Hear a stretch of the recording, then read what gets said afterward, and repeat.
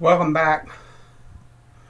And now we're at the point where we need to shape the heel of the neck. And we will shape this, and the next video should be shaping the neck. But I started this with basically a Japanese back saw, for lack of a better term, so that I can get a good start. And then I'm going to take a coping saw and cut the shape of the heel out on the neck.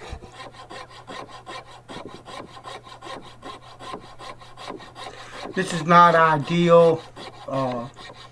Ideally I would have a bandsaw to cut this, but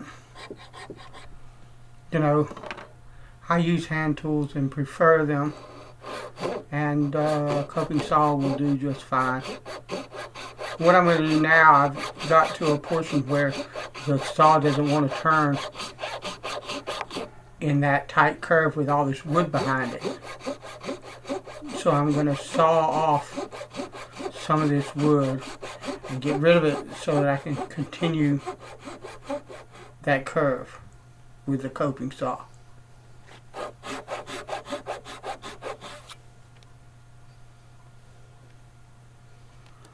And I'm just going to smack it out like that. Nothing fancy here, just whatever it takes to get the job done.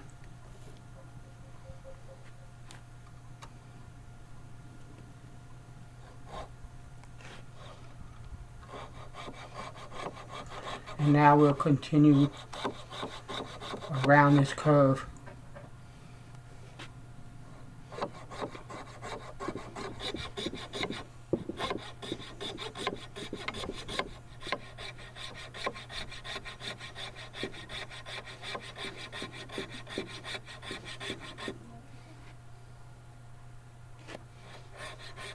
This maple's hard.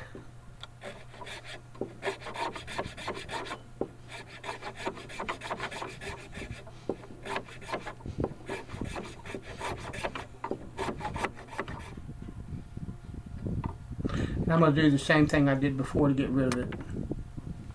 We'll clean that up. So now what I need to do, I need to cut a flat angled surface toward the heel. And I'm just going to cut it with a sharp chisel. And you know, then I'll clean it up. There'll be a point where I'll actually want to kind of create sort of a concavity to that heel shape. I'll do that with a chisel as well. And this maple is not kind to the edge of this chisel. I'm sure that after I get done, I'll need to sharpen it. It's working good. It worked well.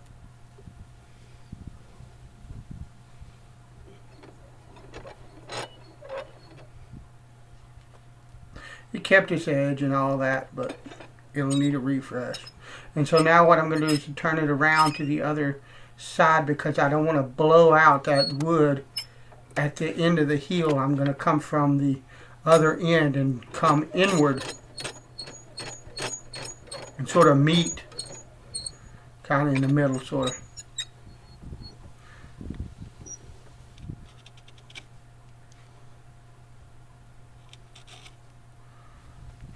And now I'm going to take the chisel and turn it upside down and create that concavity I was talking about. That curve that kind of makes it sexy with the chisel.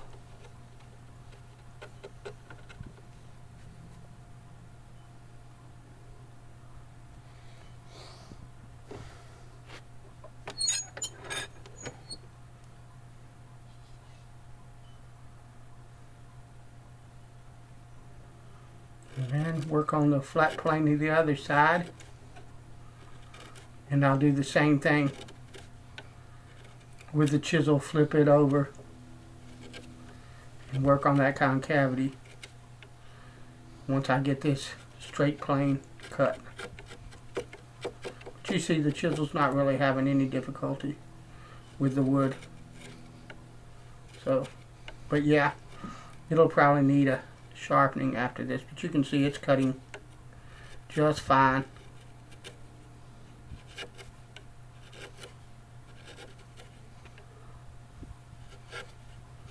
And I'm using more of a slicing motion than a push cut, allowing the edge of the tool to actually cut well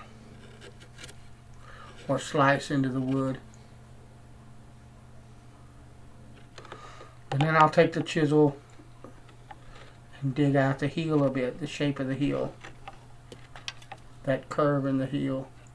And it's just a matter of finding the right direction to cut with. I have not actually shaped a heel like this for an acoustic guitar. Generally when I do necks and neck heels, I use just a rasp, and we'll use a rasp here.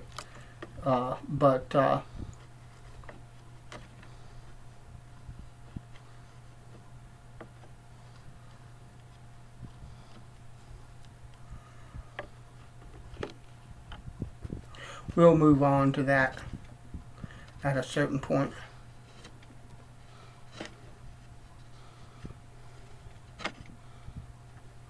And the chisel is not wanting to cut as well, but it'll work. I should have stopped and stropped it, but I forgot to bring my strop out to the bench. Okay, so now we're moving to the rasp.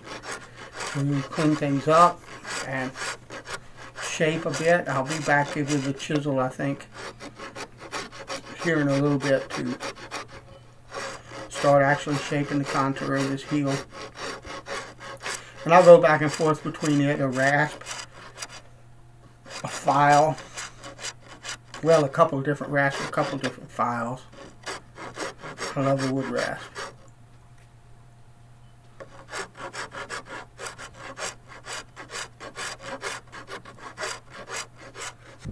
Okay.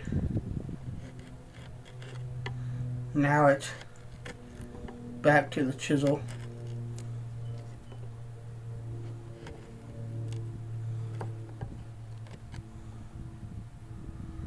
And this is, I've never really had to kind of contour a heel into the shape of a neck before either, so all of this is kind of new.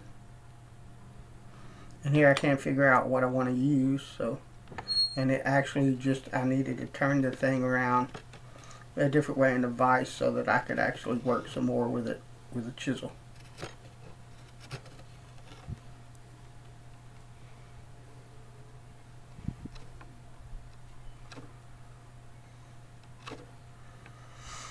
I almost just did like a half round profile to this heel.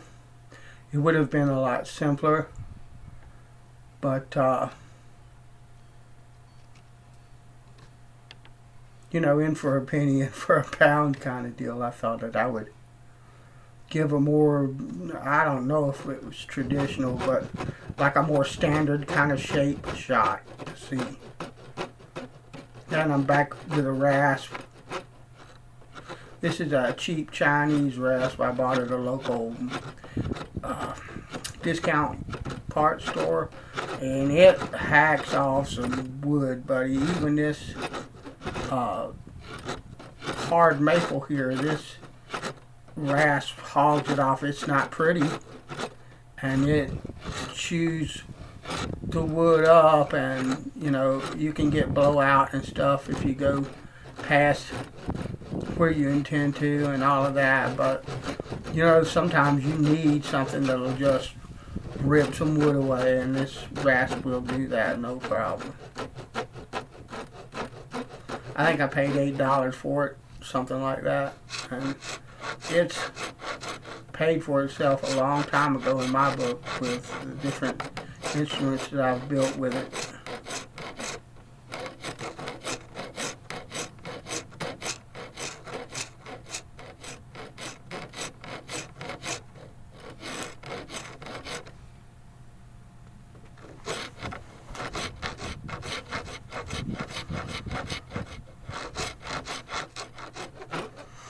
we're getting closer.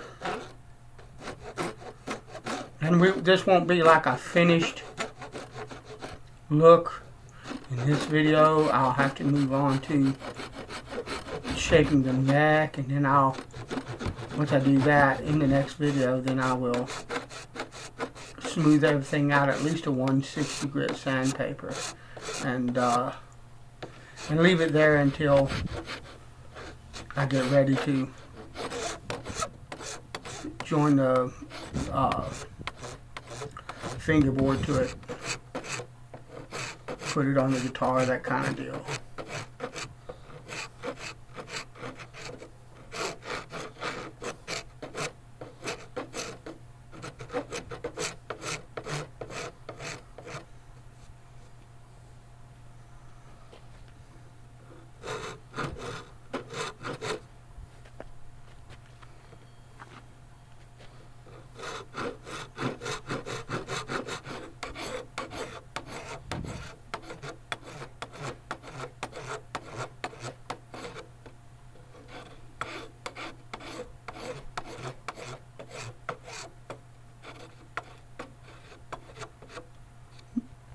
Shaping the neck and building the neck and all that is one of my very favorite parts of lutherie. I absolutely love carving a neck. This was great fun.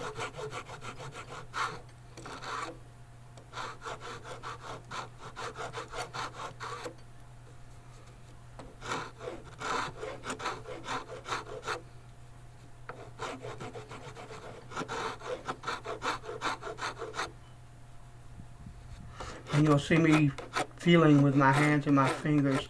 I can feel rough spots and bumps and unevenness there with my fingers that I'd never be able to see with my eye, even with magnification. So that's it. That's the preliminary finishing of that. And we'll be back to shape the neck later. Thanks for watching. Bless you. Later.